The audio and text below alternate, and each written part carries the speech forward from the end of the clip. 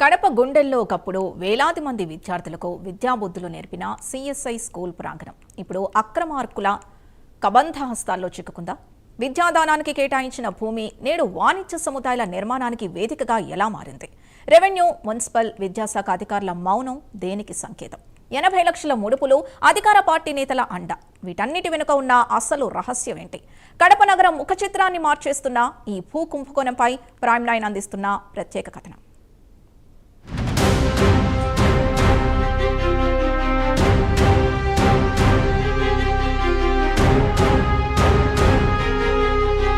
కడప నగరంలోని ఒక చారిత్రక విద్యాసంస్థ వందల మంది విద్యార్థులకు జ్ఞాన దీపాలను వెలిగించిన సిఎస్ఐ హైస్కూల్ భూమి ఇప్పుడు అక్రమార్కుల కబంధ హస్తాల్లో చిక్కుకుపోయింది.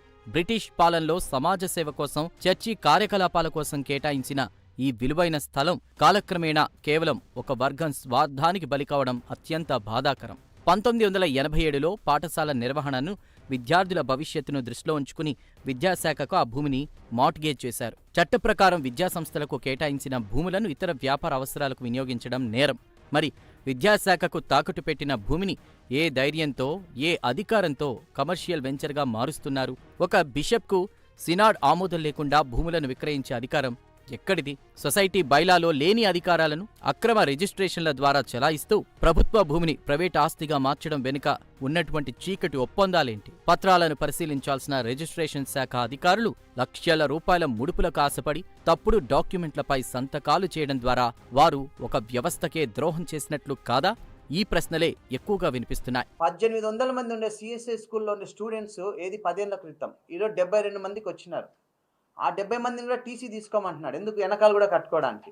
ఇది మా పరిస్థితి. ఫేక్ డాక్యుమెంట్, ఒరిజినల్ డాక్యుమెంట్ దాచిపెట్టి మున్సిపాలిటీలో ఫేక్ డాక్యుమెంట్ చూపించి ఇదే ఒరిజినల్ అని చెప్పి దానిపైన పర్మిషన్స్ అనేది తెచ్చుకున్నారు.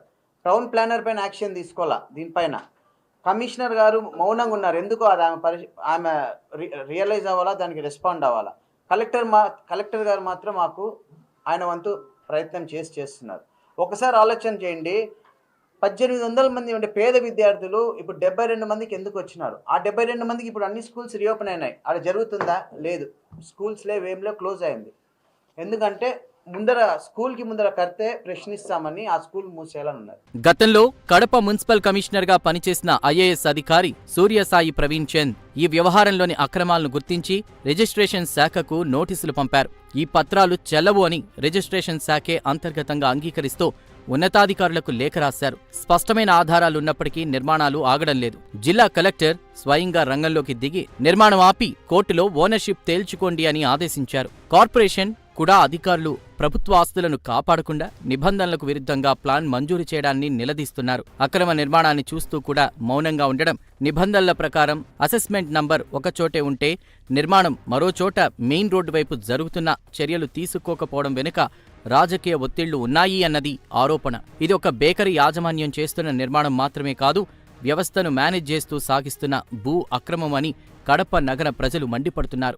సెక్రటరీ అయినటువంటి సోలమన్ గారు మరియు ట్రెజరర్ అయినటువంటి మేరీ కుమార్ గారు ఏ హోదాలో ఈ కార్పొరేట్ సంస్థకు ఈ స్థలాన్ని అప్పగించారు? ఒక సంస్థకు చైర్మన్ కానీ డైరెక్టర్ అయినటువంటి వ్యక్తి లేకుండా వీళ్ళు ఏ హోదాలో అక్కడ ఒక స్థలాన్ని కేటాయించారు? మామూలుగా ఇంతకుముందు కూడా ఇచ్చినటువంటి స్థలాన్ని దేనికి ఇచ్చింటారు? ప్రార్థనా స్థలాలకు కానీ లేకుంటే విద్యాసంస్థలు నడుపుకునే దానికి మాత్రమే ఇచ్చింటారు. కానీ అదే బిషప్ గారు నివసించినటువంటి ఇంటి యొక్క సముదాయాన్ని రిలయన్స్ వారికి కట్టేసి ఇప్పటికి కూడా అసెస్మెంట్ నెంబర్ మామూలుగా ఇంటి స్థలంతో పన్ను వస్తున్నటువంటి స్థలాన్ని ఒక కార్పొరేట్ సంస్థకు అప్పగించడం జరిగింది. అంటే ఇది కేవలం వ్యాపార సంస్థగా మారి అక్కడున్నటువంటి కొంతమంది మరియు అవినీతి అధికారులు ఈ విధంగా అమ్మకాలకు పాల్పడుతూ డబ్బుల మీద డబ్బులు సంపాదించుకుంటూ పోతున్నారు. కడప రాజకీయాల్లో 80 లక్షల వ్యవహారం సంచలనం సృష్టిస్తోంది. స్థానిక ప్రజాప్రతినిధికి 80 లక్షలు ఇచ్చామని ఒక పాస్టర్ బహిరంగంగా చెప్పడం, మరుసటి రోజే ఆ మాటను వెనక్కి తీసుకోవడం, దీని వెనుక పెద్ద డ్రామా నడుస్తోందని సందేహిస్తున్నారు. అధికారులకు కూడా ముడుపులందాయని, అందుకే వారు ఈ అక్రమ నిర్మాణాన్ని చూసి చూడనట్లు వదిలేస్తున్నారని ఆరోపిస్తున్నారు. స్థలం అన్యాక్రాంతం అవుతుంటే పాస్టర్లు చేస్తున్న ఉద్యమం నిజమైనదేనా, లేక అందులోనూ వాటాల కోసం జరుగుతున్న పోరాటమా అని మరికొందరి ప్రశ్న. 50 కోట్ల విలువైన స్థలాన్ని తమ గుప్పెట్లోకి తీసుకోవాలని బేకరీ యాజమాన్యం ప్రయత్నిస్తోందని వాదించేవారున్నారు. ఫిర్యాదులొస్తున్నా, పత్రాలు సరిగా లేకపోయినా, వేకెంట్ ల్యాండ్ ట్యాక్స్ కట్టకపోయినా ప్లాన్ మంజూరు చేశారంటే ఆ 80 లక్షల ముడుపుల ప్రభావం బలంగా ఉందని ఓపెన్గా మాట్లాడేసుకుంటున్నారు. సిఎస్ఐ చర్చి రూముల నిర్మాణం విషయంలో జరుగుతున్నటువంటి అలజడి గురించి సమాజంలో కొన్ని ప్రశ్నలు ఉన్నాయి. ఆ ప్రశ్నలకు అధికారులు సమాధానం చెప్పాలి. The church of south India trust association ఆధ్వర్యంలో ఎవరైతే రిజిస్టర్ చేశారో ఆ రిజిస్టర్ చేసినటువంటి నిర్వాహకులు వాళ్లకు యాజమాన్యపు హక్కులు ఏ విధంగా వచ్చాయి, సినాడ్ నుంచి వాళ్ళకి ఏమన్నా హక్కులు ట్రాన్స్ఫర్ అయ్యా, అసలు సినాడ్ యాజమాన్యం మీదనే ఒక రకమైనటువంటి అనుమానం ఉంది. అవి ప్రభుత్వ భూములు. సో వీళ్ళకు యాజమాన్యం హక్కులు సినాడ్ ఏమన్నా ఇచ్చిందా? రెండవది, ఎక్కడైతే నిర్మాణం చేస్తున్నారో ఆ నిర్మాణం జరిగే ప్లేసు 1987వ సంవత్సరంలో విద్యాశాఖకు అప్పటి స్కూల్ అధికారులు మార్టిగేజ్ చేశారు. మార్టిగేజ్ చేసినటువంటి భూమిలో ఈరోజు మళ్ళా ఆ సొసైటీ మాటను ఎవరైతే రిజిస్టర్ చేశారో నిర్మాణదారులకు వాళ్ళకి యాజమాన్యపు హక్కులే లేనిది వీళ్లకు రిజిస్టర్ చేయడం, ఆ రిజిస్టర్ చేసిన స్థలం కూడా విద్యాశాఖకు మార్టిగేజ్ చేసినటువంటిది. తర్వాత వాళ్ళు ఏ అసెస్మెంట్ నెంబర్ చూపించి రిజిస్టర్ చేశారో ఆ అసెస్మెంట్ నెంబరు లోపల ఉన్నటువంటి రూముది. ఎక్కడో ఉన్నటువంటి రూము డోర్ నెంబర్ వేసి ప్రధాన ద్వారం వద్ద ఉన్నటువంటి స్థలం రిజిస్టర్ చేశారు. కాబట్టి దీంట్లో ఎటువంటి ప్రభుత్వ నిబంధన పాటించలేదు. సో ఈ విషయమై కొంతమంది క్రైస్తవ సోదరులు మంచి పోరాటం చేస్తున్నారు.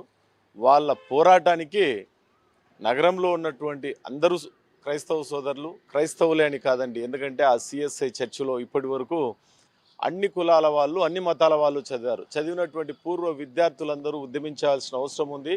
అక్కడ ఆ అక్రమ నిర్మాణం జరగకుండా అడ్డుకోవాల్సినటువంటి అవసరం ఎంతైనా ఉంది.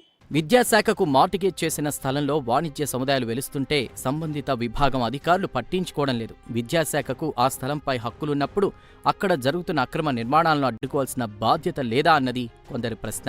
ముడుపులు చేరడం వల్లే విద్యాశాఖ ఇటు చూడడం లేదనే విమర్శలు బలంగానే ఉన్నాయి. ప్రభుత్వ ఆస్తులను కాపాడాల్సిన రెవెన్యూ, మున్సిపల్, విద్యాశాఖలు ఒకేసారి మౌనం వహించడం సందేహించాల్సిందేనని చెబుతున్నారు. ఒక భారీ కుంభకోణం జరుగుతోందని, ఇందులో కింది స్థాయి నుంచి పై స్థాయి వరకు అందరూ భాగస్వాములేనని అనుమానిస్తున్నారు. కడపలో ప్రభుత్వ ఆస్తులకు రక్షణ లేదని, ప్రైవేటు యాజమాన్యం తమ వ్యాపార సామ్రాజ్యాన్ని నిర్మించుకోవడానికి విద్యార్థుల భవిష్యత్తు అగాధంలోకి నెట్టేలా భూమిని అన్యాక్రాంతం చేస్తున్నారని స్థానికులు ఆగ్రహం వ్యక్తం చేస్తున్నారు. అందుకే అక్రమార్కుల కబంధ హస్తాల్లో చిక్కుకున్న ప్రభుత్వ భూమి మళ్లీ విద్యార్థుల చెంతకు చేరుతుందా లేదా అనే ఆందోళన స్థానికుల్లో ఉంది.